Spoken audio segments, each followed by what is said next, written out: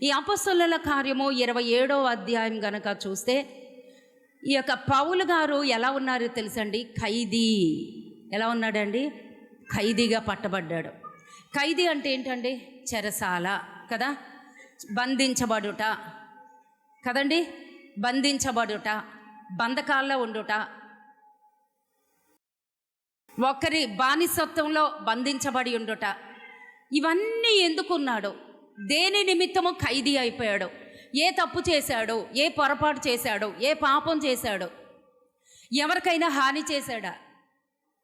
చెప్పండి, ఎవరికైనా హాని చేశాడా? మరి శిక్షించటానికి, చెరసాలలో పెట్టడానికి, ఖైదీ అయిపోవటానికి గల కారణం ఏంటి? ఏమీ లేదండి. క్రీస్తును ప్రకటిస్తున్నాడు. అది వాళ్ళకి ఆయాసంగా ఉంది, దుఃఖంగా ఉంది, వేదనగా ఉంది, వాళ్ళ స్వాతంత్రానికి ఆటంకంగా ఉంది. ఆయన మంచి చేసి బంధించబడ్డాడండి. అందుకు దేవునికే సమస్త మహిమ కలుగునుగాక. హల్లెలూయా. ఆయన మంచి చేసి బంధించబడ్డాడు. ఏ తప్పు చేసి బంధించబడలేదు, ఏ పాపము చేసి చెరసాల్లో లేడు, ఏ దోషము వల్ల శిక్షించబడలేదు, కానీ దేవుని నిమిత్తము బంధించబడి ఉన్నాడండి. హల్లెలూయా, హల్లెలూయా. క్రీస్తు నిమిత్తం ఖైదీనే అనేసి అంటుంటాడండి పౌలు గారు అనేక సార్లు. క్రీస్తు నిమిత్తం నేను ఖైదీగా ఉన్నాను. అసలు పౌలు గారి చరిత్ర ఏంటో మనకు తెలుసు. ఆయన ఎలాంటి వ్యక్తో మనకు తెలుసు. ఆయన గత చరిత్ర ఏంటో మనకు తెలుసు. ఆయన స్వభావం ఎలాంటిదో మనకు తెలుసు. ఆయన యొక్క జీవిత విధి విధానాలు ఏంటో కూడా ఆయన సాక్ష్యం ఏంటో కూడా మనకు తెలుసు. సంఘాన్ని హింసించినటువంటి వ్యక్తి ఆయన. క్రీస్తుని హింసించినటువంటి వ్యక్తి, సంఘాన్ని ఎంతో బాధ పెట్టినటువంటి వ్యక్తి, స్టెఫన్ను రాళ్లతో కొట్టి చంపేసినటువంటి వ్యక్తి. స్టెఫన్ చనిపోతే అతని వస్త్రములు తీసి పౌలు పాదముల దగ్గర పడవేశారండి వాళ్ళు. అతని మరణ ధృవీకరణ పత్రం ఎవరిచ్చారంటే ఈయనే. అప్పుడు సౌలుగా ఉన్నాడు, ఇప్పుడు ఎలా ఉన్నాడండి? ఖైదీగా ఉన్నాడు, బంధించబడుతున్నాడు, శ్రమలు అనుభవిస్తున్నాడు, శోధించబడుతున్నాడు, చావో రేవో తెలియనటువంటి పరిస్థితిలో ఉన్నాడు. ఎలా వచ్చింది మార్పు? అసలు ఆయన సాక్ష్యం ఏంటి? హింసకుడు, దూషకుడు, హానికరుడు.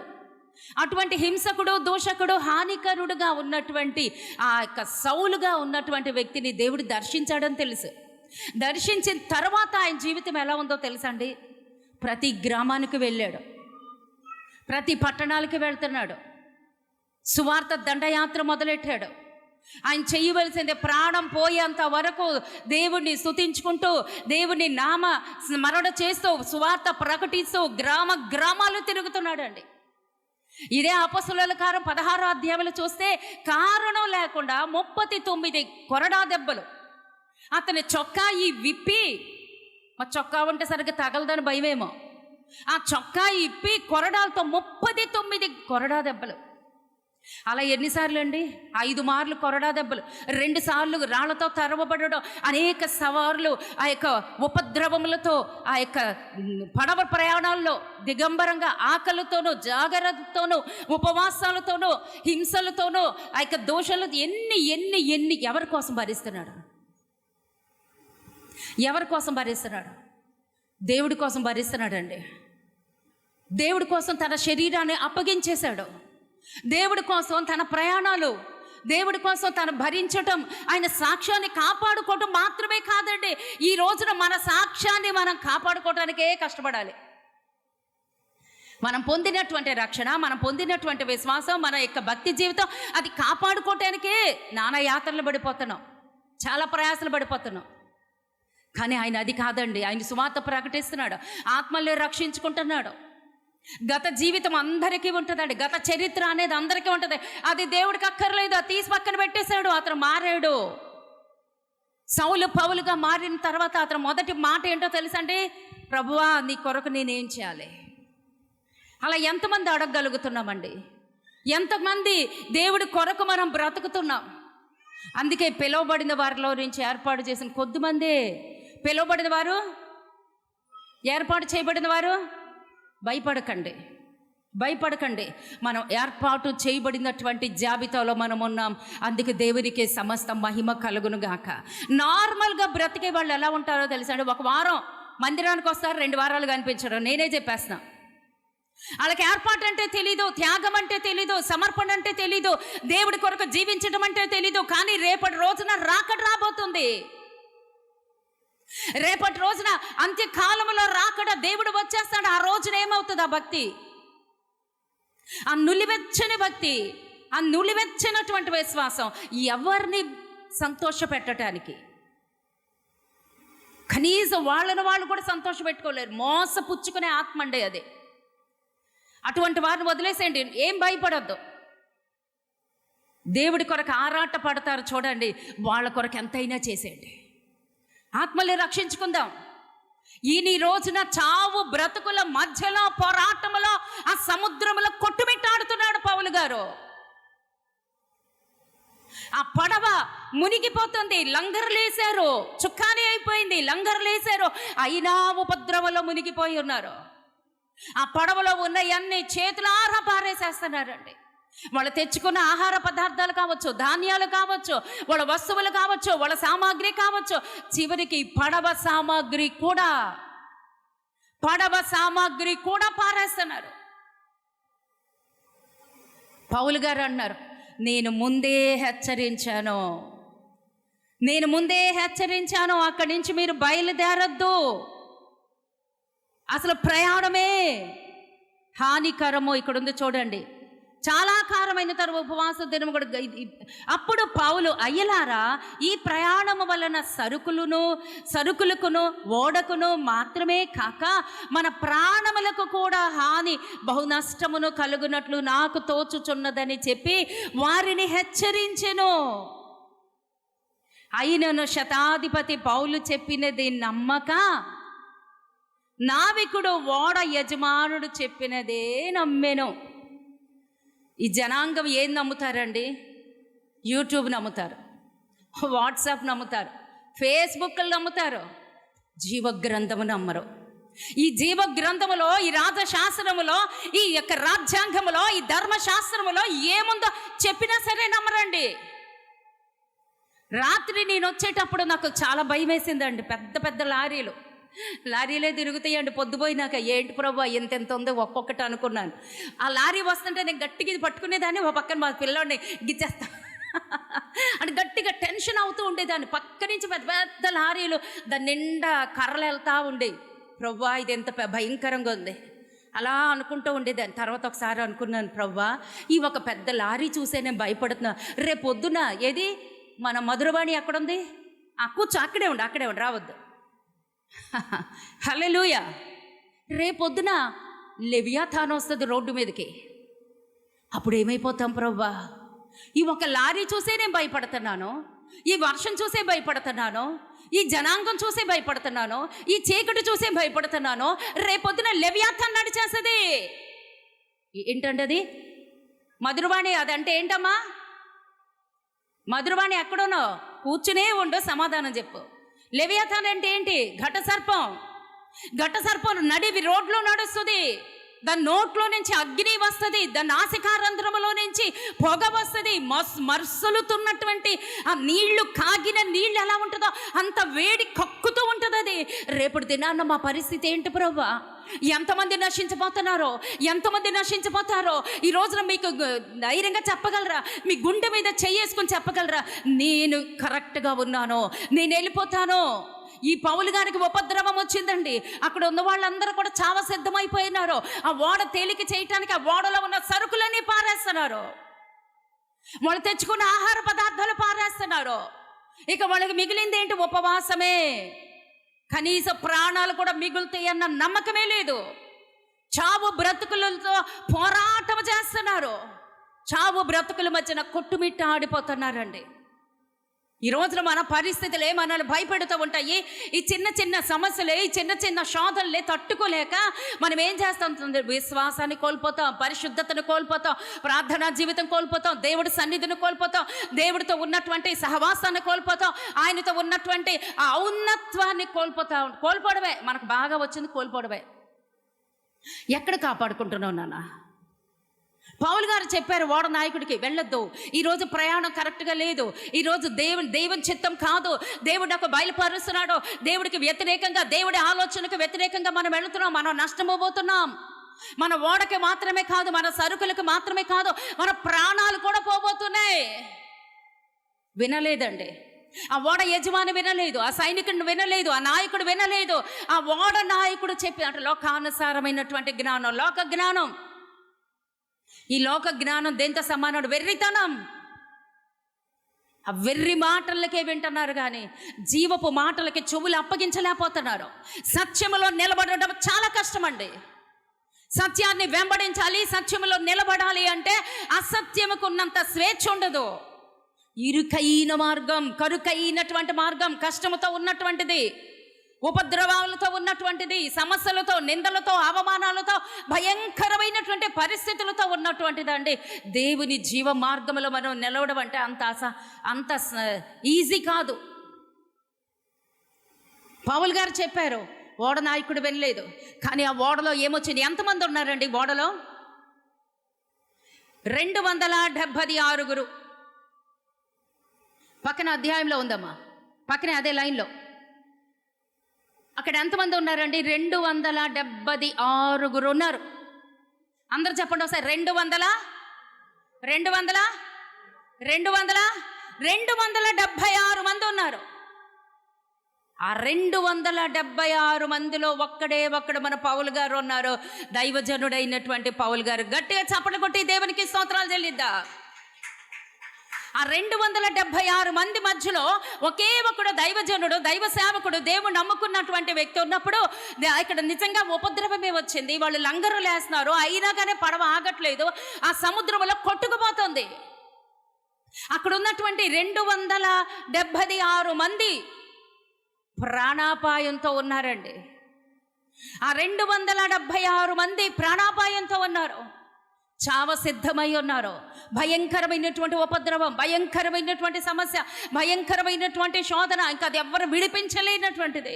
కానీ వాళ్ళు చనిపోయారా, బ్రతికారా? చదవలేదు కదా, అర్థం కాలేదు కాబట్టి మీకు లాస్ట్ వరకు చదవలా. పౌలు గారు ఉన్నారు, దైవజనుడు ఉన్నాడు, దేవుని సేవకుడు ఉన్నాడు. ఒక్క దైవజనుడిని బట్టి 276 మంది రక్షించబడ్డారండి. గట్టిగా చప్పట్లు కొట్టి దేవునికి స్తోత్రాలు చెల్లిద్దాం. హల్లెలూయా. ఈ వాక్యం దేవుడు నాకు ఎప్పుడు మాట్లాడారో తెలుసా అండి? రాత్రి ప్రయాణంలో ఉన్నప్పుడు దేవుడు నాతో మాట్లాడారు. రాత్రి ప్రయాణంలో ఉన్నప్పుడు దేవుడు నాతో మాట్లాడారు.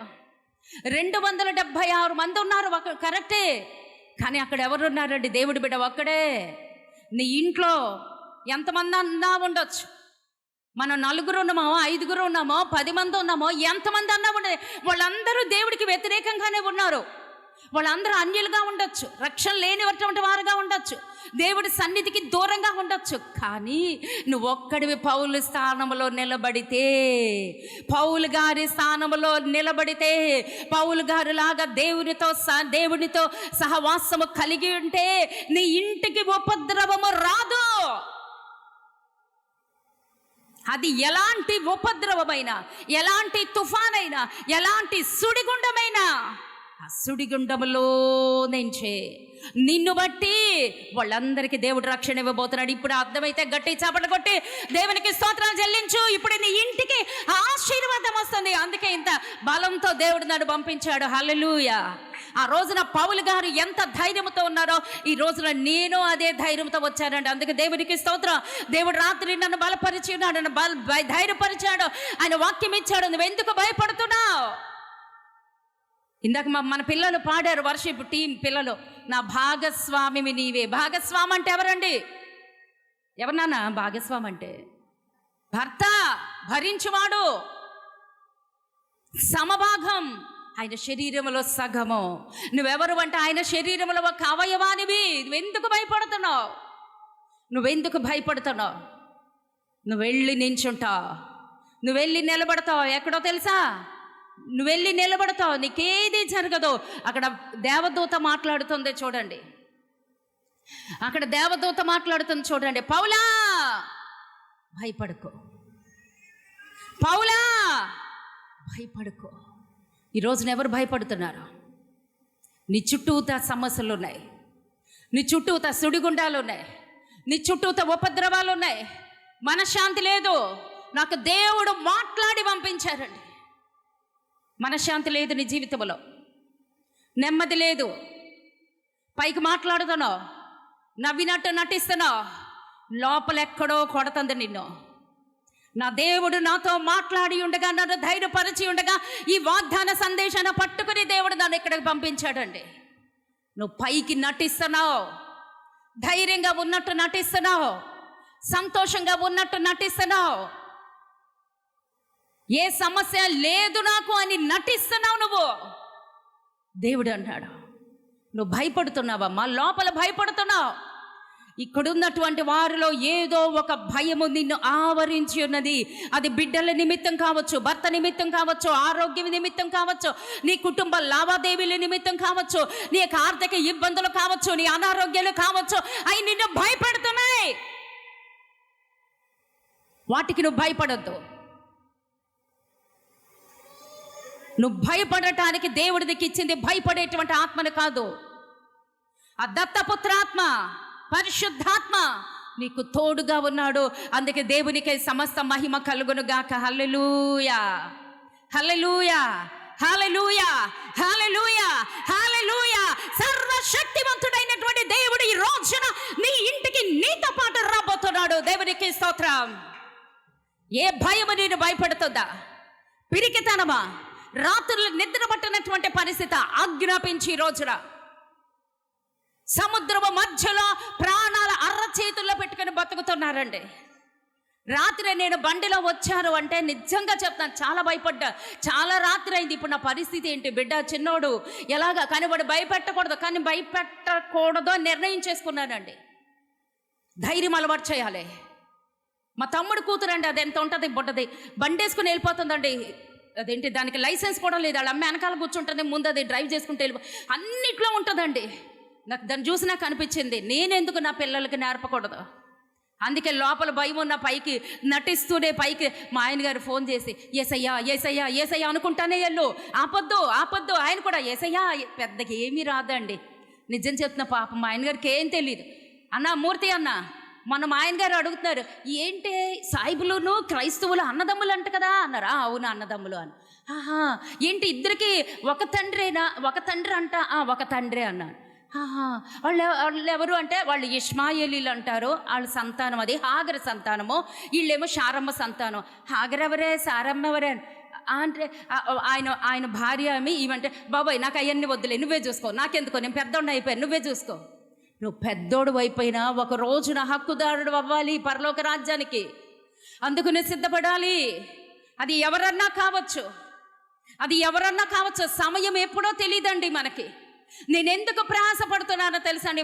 నేను మన వాట్సాప్ గ్రూప్లో ఒకటి జెర్మియా అయ్యగారిది నేను ఒక చిన్న సందేశం పెట్టాను. ఎంతమంది చూసారో నాకు తెలియదు.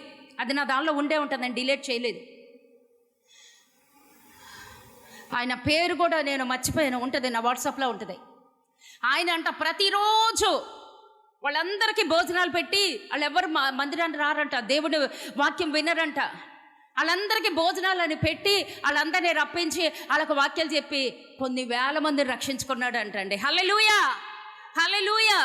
అప్పుడు నాకు ధైర్యం వచ్చింది, ప్రభు నన్ను చాలామంది తిడుతున్నారు, చర్చిలో కూడా తిడుతున్నారు, మీకు తెలియదు, వెనకాల తిడుతున్నారు. పాస్టర్ గారు తిండిబోతులు తయారు చేస్తుంది, సోమరిపోంది. నేనేం అంటలేదమ్మా, భయపడద్దు అంటే. అందరిలో ఉంది, ఏదో కొంతమందిలో బయటకు వచ్చింది.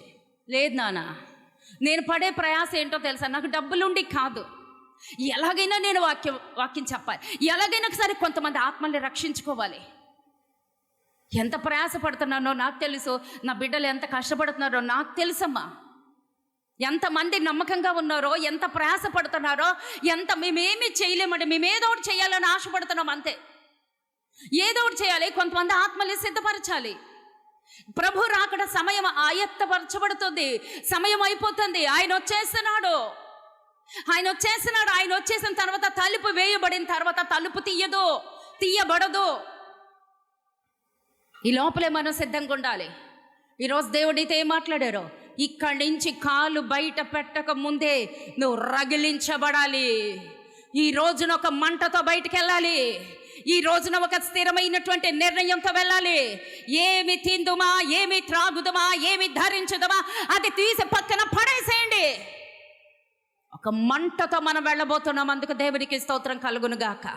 అది రావాలి, లోపల నుంచి రావాలి నాన్న. అది లోపల నుంచి రావాలి. నువ్వు అనేక మంది దీవెనకరంగా, అనేక మందికి దీవెనకరంగా మారబోతున్నావు. అనేక మందికి ఆశీర్వాదకరంగా మారబోతున్నావు. అనేక మందికి ఆశ్రయముగా మారబోతున్నావు. అందుకే దేవునికి సమస్త మహిమ కలుగునుగాక. ఈ రోజున వాక్య సందేశం అదే, దేవుడి వాగ్దానం అదే. 276 ఉన్నారు. 276 ఉపద్రవంలో మరణాపాయ పరిస్థితులు ఉన్నప్పుడు ఒకడండి దైవజనుడైనటువంటి పౌలు గారు. దైవ సేవకుడైనటువంటి సేవకుడైనా పర్వాలేదు, విశ్వాసమైనా పర్వాలేదు, నిన్ను బట్టి అక్కడ ఉపద్రవం ఆగిపోబోతుంది. నిన్నే నీ ఇంటికి దీవెనకరంగా మారుస్తున్నాడు, నిన్నే నీ ఇంటికి ఆశీర్వాదకరంగా మారుస్తున్నాడు. ఆ ఒక్క పౌలు గారిని బట్టి 276 మంది బ్రతికారు. నిన్ను బట్టి నీ కుటుంబం అంతా దీవించబడబోతుంది. ఈ రోజున నువ్వు అలా ఇంటికి వెళ్ళబోతున్నావు. ఈ రోజున ఒక మండుచున్నటువంటి కొరివిగాను బయటకు వెళ్ళాలి, ఒక మండుచున్నటువంటి అగ్ని జ్వాలగాను బయటకు వెళ్ళబోతున్నావు. నిన్ను బట్టి నీ ఇంటికి మొత్తానికి ఆశీర్వాదకరంగా దేవుడి రోజు నిన్ను మలుస్తున్నాడు. అందుకే అంటున్నాడు, అందుకే దేవుడు అంటున్నాడు, అందుకే పౌలు గారితో దేవుడు అంటున్నాడు, అందుకే పౌలు గారితో అంటున్నాడు, పౌలు గారితో మాట్లాడుతున్నాడు. పౌలా,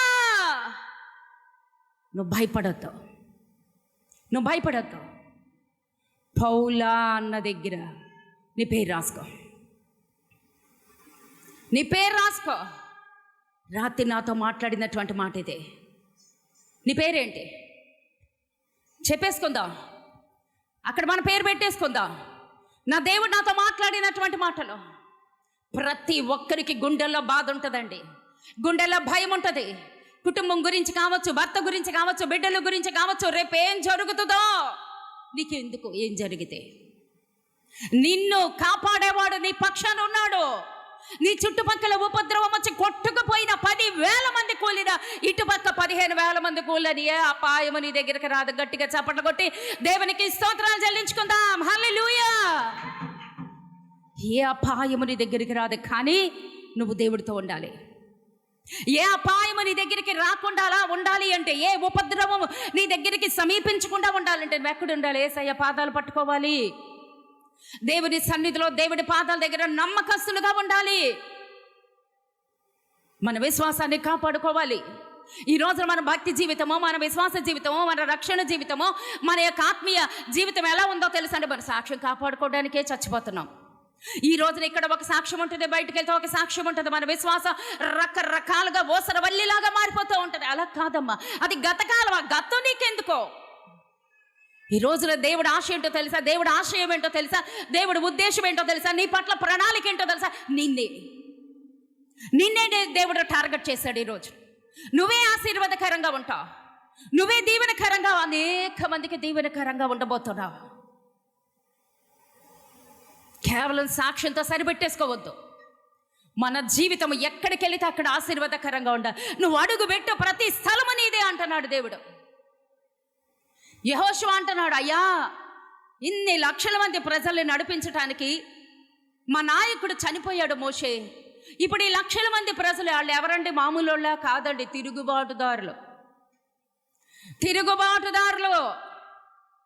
అటువంటి వారి గురించి మోషే తలవంచని ప్రజలు, బైబిల్లో రాయబడి ఉన్నది తలవంచని ప్రజలు. కానీ యెహోషువ భయపడుతుంటే దేవుడు దిగి వచ్చి ఏమన్నాడు తెలుసా? మోషేకి నేను ఎలా తోడై ఉన్నానో నీకు అలాగే తోడై ఉంటాను. నువ్వు అడుగుపెట్టు ప్రతి స్థలము నీదే. 32 యుద్ధాలు చేశాడండి, అపజయం లేదు. ఆ హాయి దగ్గర చిన్న అపజయం, అది సరిదిద్దుకున్నాడు. అది యెహోషువ వల్ల జరగలేదు. అక్కడ ఉన్న వాళ్ళు ఎవరండి? ఆకాను, ఇంకెవరు? ఇంకో మాట గుర్తురాట్లేదా? ఇంకో వ్యక్తి. వాళ్ళ వల్ల తప్పు జరిగింది. ఏ యుద్ధంలోనూ ఓటమి అనేది లేదండి. లాస్ట్లో తను ఏమంటాడు తెలుసా అండి? ఎవరు నమ్మినా నమ్మపోయినా నేనును నా ఇంటి వారును యెహోవాను సేవించుదు. ఎందుకు ఆ మాట అన్నాడు? వాళ్ళు వింటలేదు. ఎన్ని యుద్ధాలు చేశాడు, ఎంత భూభాగాన్ని వాళ్ళకి ఆస్తిగా పంచిచ్చాడు. ఎంతమందికి ఆశీర్వాదకరంగా?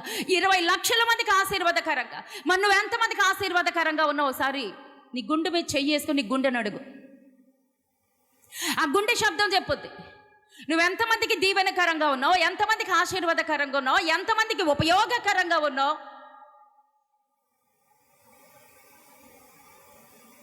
భక్తి కాపాడుకోవటం, విశ్వాసం కాపాడుకోవటం, సాక్ష్యం కాపాడుకోవటం, దాంతోనే సరిపెట్టుకుంటే పడుతూ లేస్తూ ఉంటాం. ఒకసారి పడి లెగం. కానీ ఎప్పుడైతే ఇంకొకరికి ఆశీర్వాదకరంగా నువ్వు మారిపోతావో, పడవింకా పడే ఛాన్స్ లేదు. దేవుడే అది తీసి ఇట్లా పడేస్తాడు. అందుకు నేనే సాక్షిని. నాకు గతం గుర్తురాదండి. గతం గుర్తురాదు, సమస్యలు గుర్తురావు. దేవుడు సన్నిధి నిలబడాలి.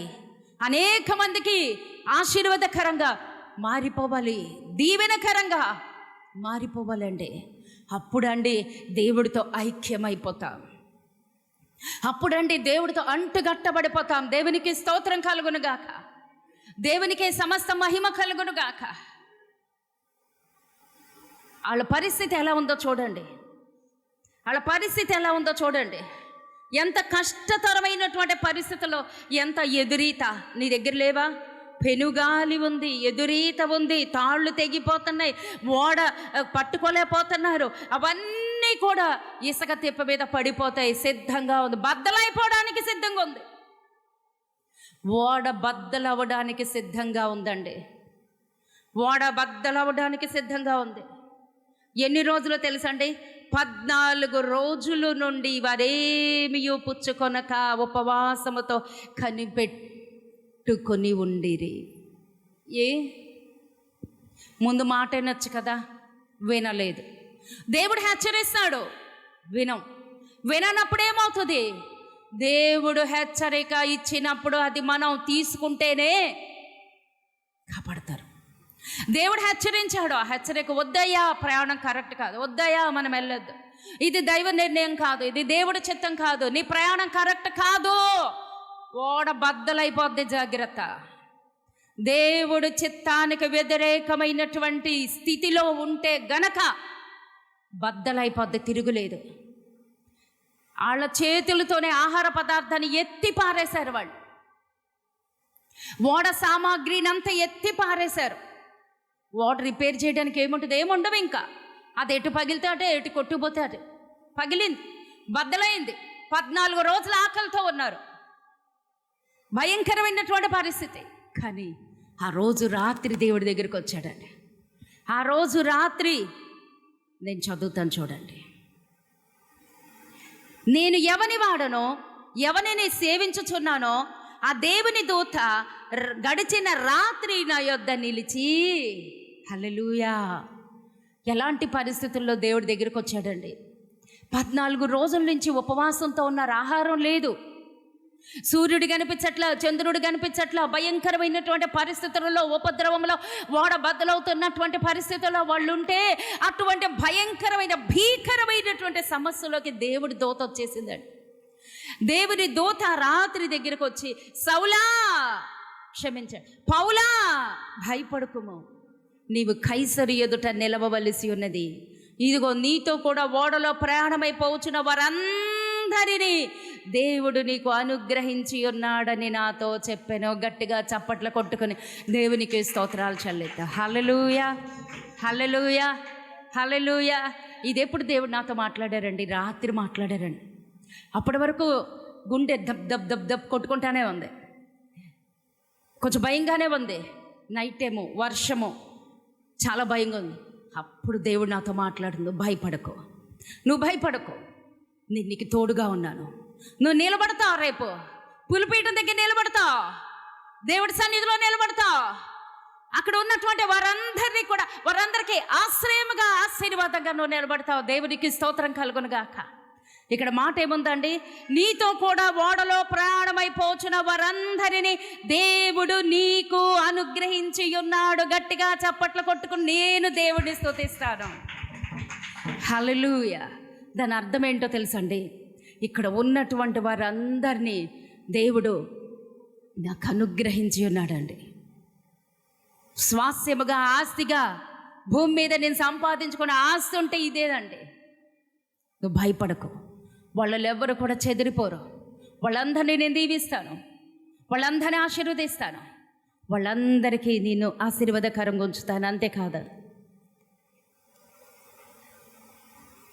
దేవుడు నీకు నీతో కూడా ఓడలో ప్రయాణమైపోవచ్చున్న వారందరినీ దేవుడు నీకు అనుగ్రహించి ఉన్నాడు. హల్లెలూయా. ఈ మందిరం దేవుడి చిత్తమండి. ఇక్కడ ఉన్నవారు అందరూ కూడా దేవుడి నిర్ణయంలో, దేవుని సంకల్పంలో, దేవుని ప్రణాళికలో, దేవుడు మనతో ఒడంబడికలో ఉన్నాము. దేవునికి స్తోత్రం. అక్కడ ఎంతమంది ఉన్నారు? 276 మందిని ఒక్క పౌలు గారి ద్వారా అక్కడున్న వారందరినీ దేవుడు దీవించేశాడు. అక్కడున్న వారందరినీ దేవుడు ఆశీర్వదించాడు. ఈరోజు నువ్వు ఏ భయంతో ఉన్నావు, ఏ కలత, ఏ వేదన, ఏ సమస్య నిన్ను భయపెడుతుంది, ఏదో నిన్ను భయపెడుతుంది. ఆ భయం దగ్గర లొంగిపోతున్నావు, ఆ భయం దగ్గర వంగిపోతున్నావు, ఆ భయం దగ్గర కలవరి పడుతున్నావు, ఆ భయం దగ్గర నీ విశ్వాసం కదిలిపోతుంది. నాకు ఒక్క మాటే మాట్లాడారు దేవుడు. ఎక్కడో దేనికో నువ్వు భయపడిపోతున్నావు, కదిలిపోతున్నావు విశ్వాసంలో నుంచి. ఆ భయము నుంచి ఈ రోజున నీకు విడుదల, ఆ భయము నుంచి ఈ రోజున నీకు విడుదల. ఆ రాత్రి దేవుడు వచ్చి మాట్లాడి పౌలుతో అన్నాడు, నువ్వేం భయపడకు, వాళ్ళలో ఎవ్వరూ నష్టపోరు, ఏ ప్రాణహాని జరగదు, ఏ ప్రాణహాని జరగదు, వారందరూ కూడా రక్షించబడతారు. హల్లెలూయా, హల్లెలూయా. నువ్వు నిలబడతావు, నువ్వు వెళ్ళి కైసరు ఎదుట నిలబడతావు. అంటే నువ్వు చావవు, వాళ్ళెవరు కూడా చనిపోరు. ఆ ఉపద్రవం వచ్చిందండి, ఓడ బద్దలైపోయిందండి. కొంతమంది ఆ యొక్క ఓడ బద్దలైతే ఆ చెక్కల మీద కొట్టుకుంటూ కొంతమంది ఈదగలిగిన వారు ఈదుకుంటూ వచ్చేసారు. దేవుడు మాట వినకపోతే, దేవుడు వద్దన్నది చేస్తే, దేవుడు చిత్తానికి వ్యతిరేకంగా వెళితే జరిగేది ఇదే, ఓడ బద్దలైపోవటమే. దేవుడు చిత్తం మాత్రమే మనం నెరవేర్చాలంట. దానిలో మనం ఎంత నష్టపోయినా, ఎంత కష్టపడినా, ఎంత నిందలైనా, ఎంత అవమానాలైనా, ఎన్నొచ్చినా సరే దేవుడు ముందు పెట్టుకొని మనం ముందుకెళ్ళిపోవాలి. హల్లెలూయా, హల్లెలూయా. ఈరోజు నువ్వు ఎలా వెళ్తున్నావు ఇంటికి? ఏం వాక్యం తీసుకుని వెళ్తున్నావు?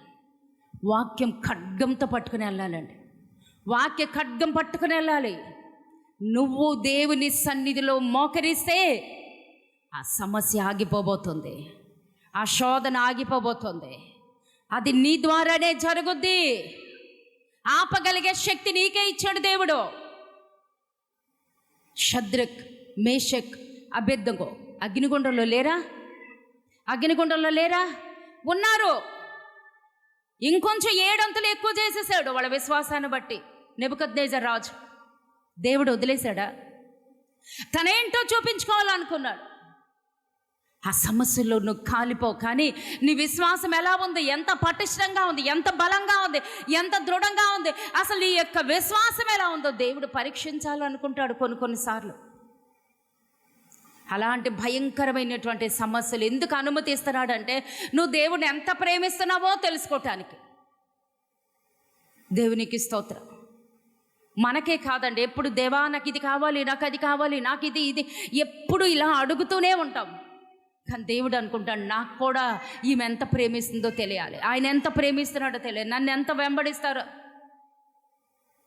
ఎంతవరకు నమ్మకంగా ఉన్నా దేవుడు ఎదురు చూస్తున్నాడు. ఈ రోజున ఎలా ఉంది నీ జీవితం? ఎన్ని గంటలు ప్రార్థన చేస్తాం? ఎంతసేపు ప్రార్థన చేస్తాం? ఎంతసేపు వాక్య ధ్యానం?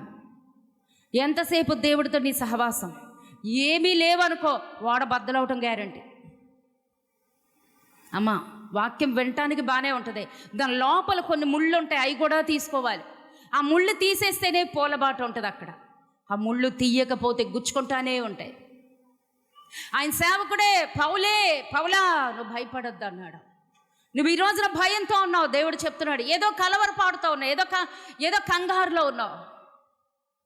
కానీ దేవుడు అంటున్నాడు, అటువంటి పరిస్థితుల్లోంచి 276 మందిని ఎలా దేవుడు రక్షించగలిగాడు అంటే, ప్రార్థనాపరుడైనటువంటి ఒక్క దైవజనుడు ఉన్నాడండి.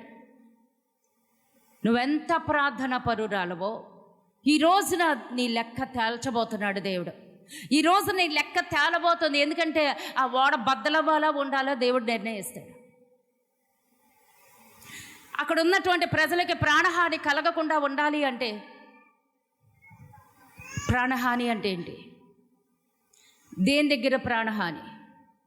సముద్ర ఉపద్రవంలో ప్రాణహాని వాళ్ళకి, సముద్రంలో. కానీ నీకు, నా కుటుంబానికి, మన కుటుంబానికి ఎక్కడంటే దేవుని రెండవ రాకడలో వాళ్ళు మునుగుతారో తేలుతారో తెలిసిపోతాయి.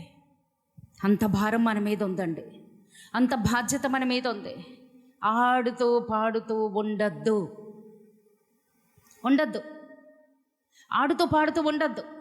ఏదో నామకార్థంగా రావాలి కాబట్టి, ఆదివారం రావాలి కాబట్టి రావటం అయిపోయింది కాబట్టి వెళ్ళిపోవటం, ఇంటికి వెళ్ళిపోగానే నార్మల్ అవ్వద్దు, కోల్పోతావు. ఈరోజు నువ్వు ఒక హెచ్చరిక.